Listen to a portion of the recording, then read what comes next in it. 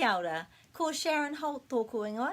This week's phrase for the week is me tiaki. Me tiaki. And me means let's do something, as in let's go, me haere. And this is let's look after, protect, guard, whatever it is that we're talking about.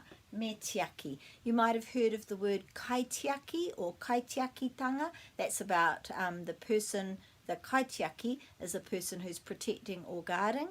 And this tiaki means to do that thing, to protect, to look after, to guard, to care for.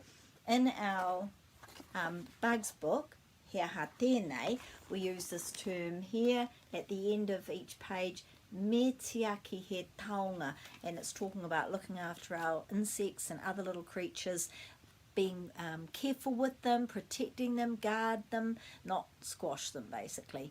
And I know of at least one kindergarten where the children have taken this phrase on board really well, role modelled from the teachers, and they talk about protecting their books, other children, caring for things by saying, me tiaki, look after it. Let's protect that, let's look after it, let's guard it.